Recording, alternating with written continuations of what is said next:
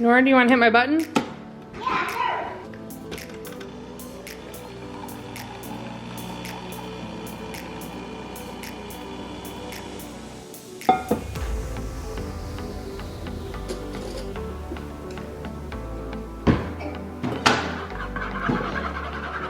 Good morning, Mills.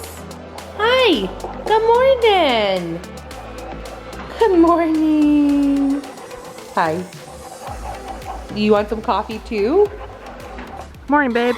Morning. Dad's on the grill first thing this morning. We got a giant platter of pancakes. We did a quadruple recipe because we're gonna let these cool and then pop some in the freezer. The sizzle of bacon on a Sunday morning. Are you loving having your new Blackstone? Oh, I love this thing. This was Josh's Christmas present. Good morning, guys. Welcome back to the channel. Today I have a brand new what I eat in a day on my weight loss journey to share with you guys. This month I'm still focusing on whole foods. I'm still mostly following an animal-based diet like I was last month. I'm doing it like 80-20, so 80% of the time I'm doing those animal-based meals, and then with some 20% of the time having some flexibility to add in other ingredients, adding vegetables into my day, sauces, seasonings, and just trying to have a healthy balance. It's a Sunday morning. Josh is making us breakfast out on the Blackstone today. I see he's just finishing up now, so I got a plate up breakfast for my kids, and then I'll share with you guys what I'm having today. Kids have pancakes and bacon and some fruit. I'm skipping the pancakes today, but I am going to have some of that yummy bacon Josh put on the Blackstone. These are my homemade, like, version of an egg life wrap. I shared this recipe in last week's meal prep, and I've been eating them almost every day, either for breakfast or lunch. They're so good. They have a really mild flavor. You can use them for a sweet wrap or a savory wrap option when you're not wanting to use bread or tortillas, because I'm doing a little bit of a lower carb diet right now. These are only made of eggs and cottage cheese. So they're super good. I'll put a link for the meal prep in the iCard above, but I just pulled one out of the fridge. I'm gonna pop this in the microwave just for like 15 to 20 seconds. For the inside of my wrap, I'm gonna use half of one of these wholly smashed avocado packs from Costco. They're just avocado and sea salt. And then a piece of baby Swiss.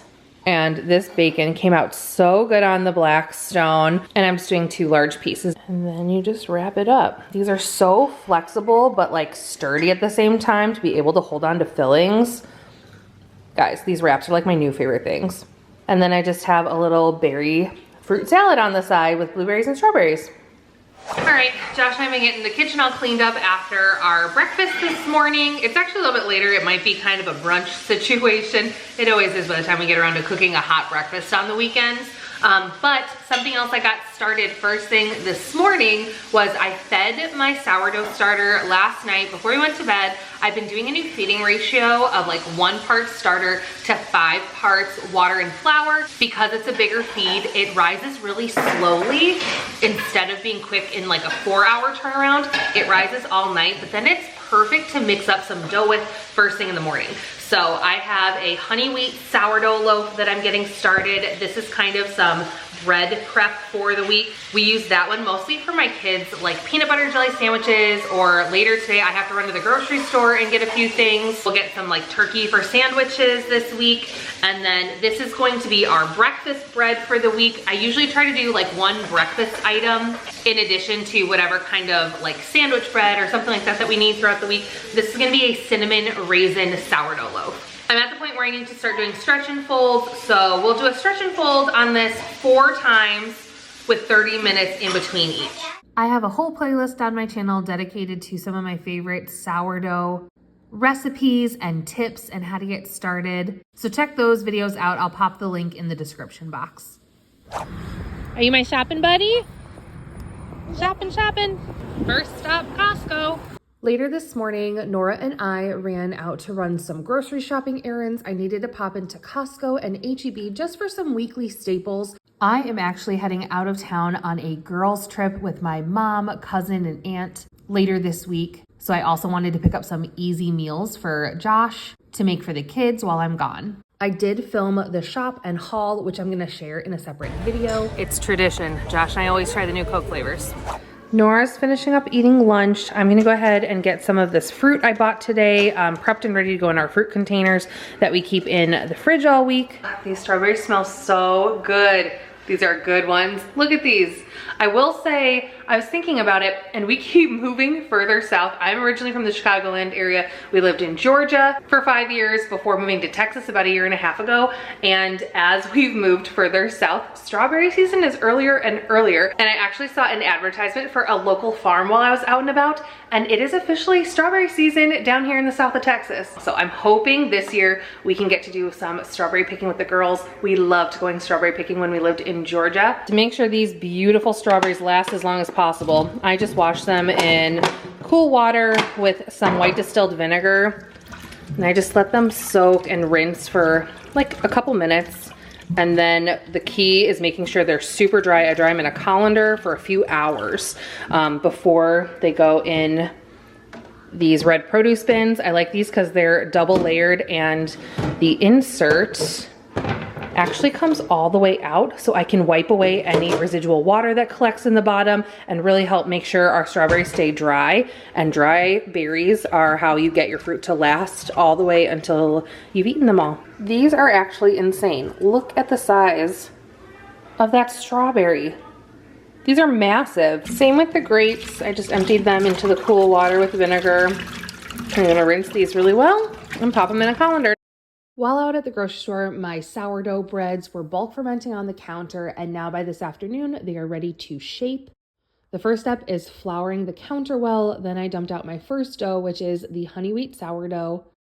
To shape this one, I just press it flat into a long rectangle, fold the outside edges into the center, and roll it up tight into a log.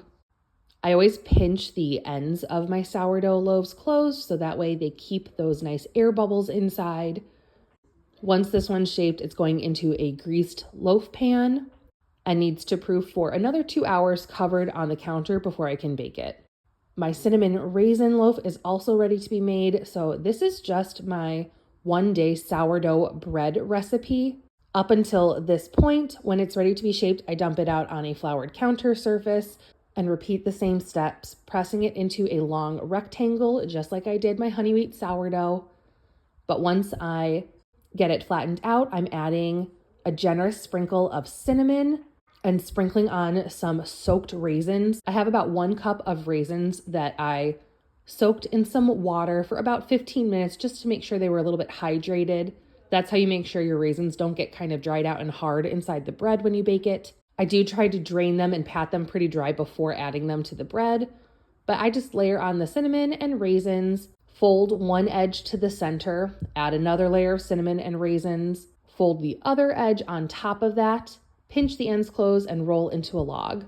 This one I placed on a piece of parchment paper in my Dutch oven, and I'm going to put this one in the refrigerator to do a cold proof for about 5 hours, and then I will bake it off this evening.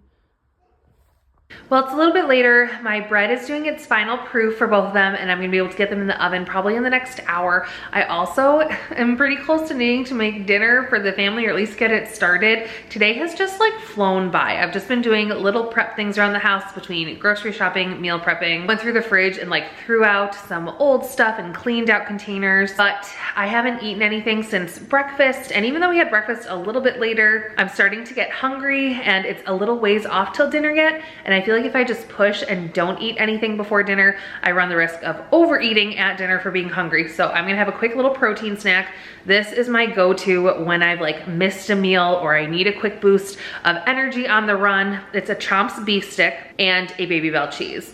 This comes in at 170 calories for both of them together and 15 grams of protein. And just like that, it's already time to make dinner for the fam. Today I'm gonna be making a meatloaf, classic family weekend meal. This is 1 1/3 pounds of organic ground beef. I'm gonna chop up 1 whole yellow onion.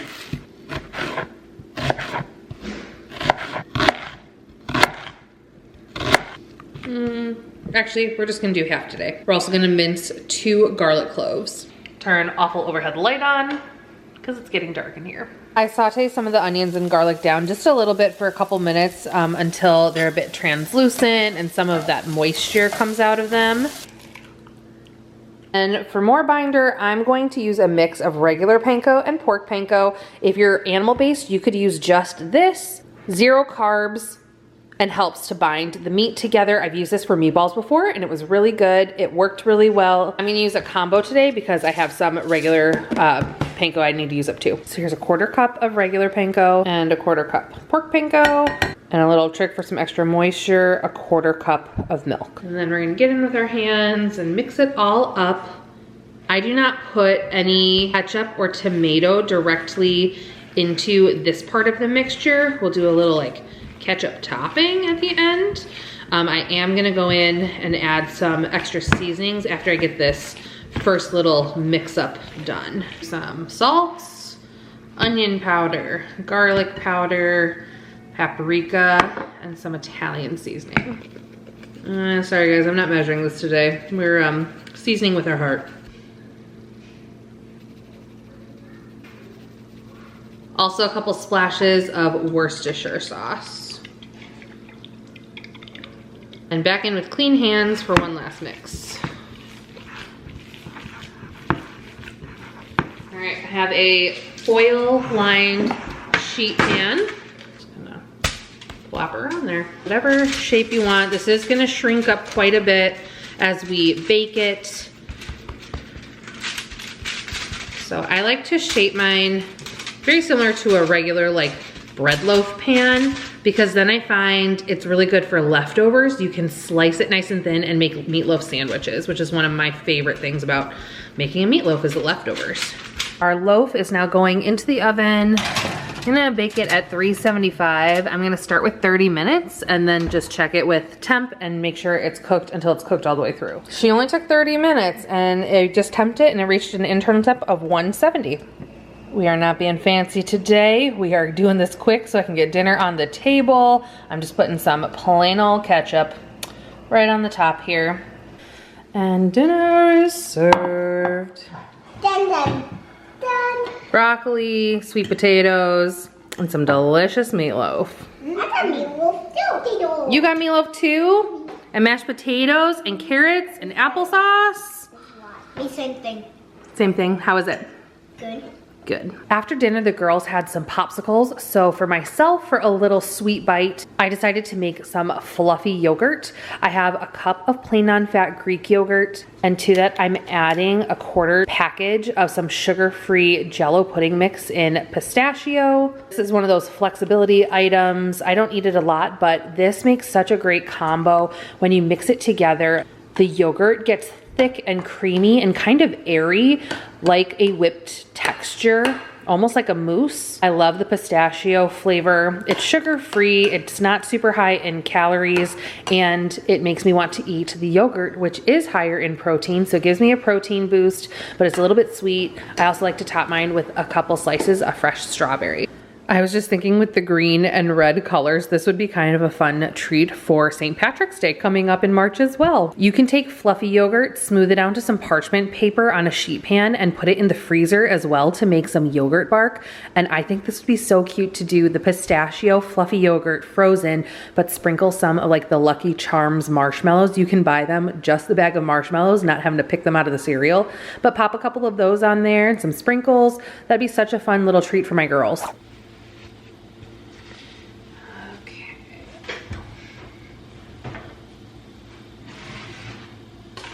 She's ready.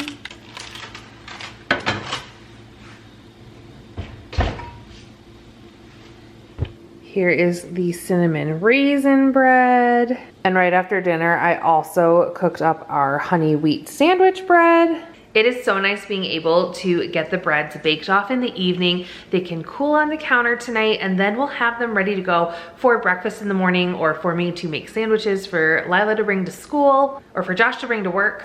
A sneaky good morning to you guys. Somehow I lost the last couple clips I filmed last night of Josh and I having an evening snack and talking about the Coke Zero review. But we closed out our night last night having a serving of the Parmesan garlic Dots pretzels, which were very good. Josh loves them. And he jogged my memory that we've actually tried the orange cream version of it, the Coke Zero, before when we did live in Atlanta. They did an early release of it in that area. We tried it there. Josh really loved it. And then it kind of disappeared off shelves and never made it to the stores until now that it's been released as a new flavor.